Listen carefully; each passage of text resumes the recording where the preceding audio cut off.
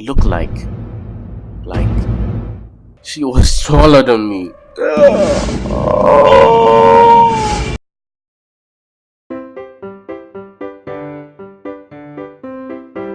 Hey guys, what's happening? It's Rafidi from Friendly Animations. So yeah, from the title you should know what this is about. It's not your ordinary Christmas story. So as you all know, this socially awkward boy with 5 personalities lived in Ghana for a while.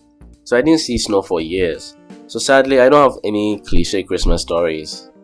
I mean, yes, we do celebrate Christmas here, but it's not about a fat-ass grown man coming into people's houses.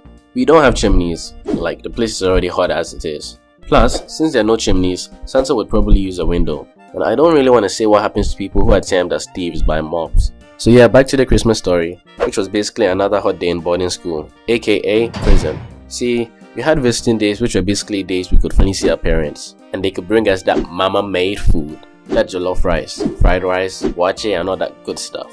One thing to know was that if your parents came to see you on a day other than Saturday, you would get punished.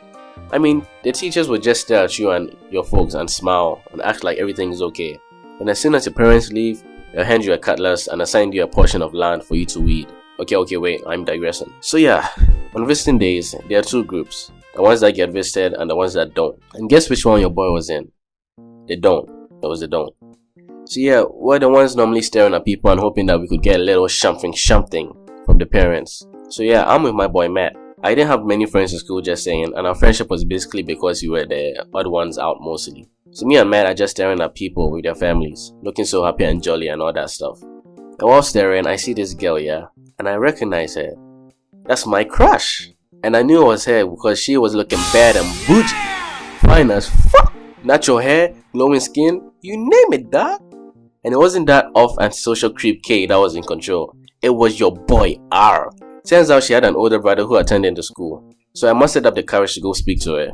You know, I had to do it for my boy Tomoki. Just wanted to say that we lived in dorms. It was bordered by a big ass wall with barbed wires. Okay, back to the story. So she was with her fam, talking and doing that normie stuff. And I was climbing down the stairs, and once I got to the ground and was about to turn that 45 degrees, I noticed something. From that split microsecond that I looked at her and analyzed her body for educational purposes, it looked like she was taller than me.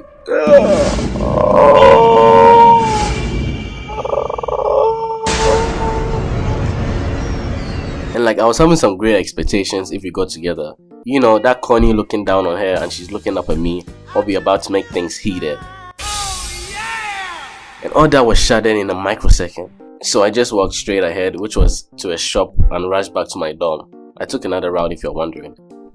So I go back and told Matt the news, and this nigga clowned me, fam. He didn't let me hear the end of it, and I expected this nigga to at least be someone of a friend and try and comfort me at this time of a struggle.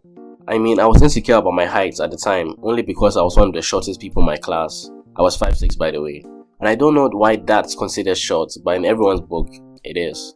I mean, sometimes when I was lucky and a girl would actually speak to me, and you know, I'm doing my best to keep that conversation to that normie level, and she'd be like, you know, if only you were taller. If only you were taller. If only you were taller. I mean, what does that mean? So later on, I became cool with being short, possibly because K didn't want to change himself for society and stuff. So after laughing at me, Maya wanted to see my crush. So as the weirdos we are, we stood behind a tree and stared at her. Not in a suspicious way though. We professional Stalk is dark. So I couldn't bear to look any longer and just called it quits. While Matt followed and continued to laugh at me. Yeah, that was basically Christmas for me. As always, I didn't get the girl and ended up alone. Again, forever alone.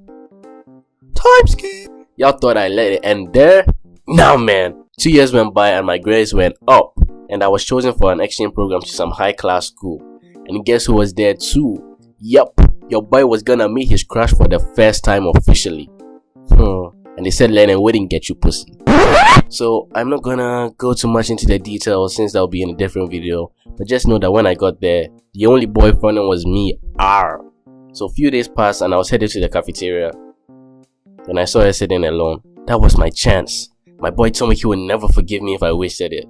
I sat down with her and a conversation started. Things were going well, and at this point it was just nice talking to her. There were no ulterior motives. Not like there were any other. Yeah. Then it dawned upon me. I looked into her eyes and told her to stand up. And then when she did, it dawned upon me again. The day I saw her, I was wearing my messed up glasses. I must have altered my view. Because she was the same height as me. I knew it.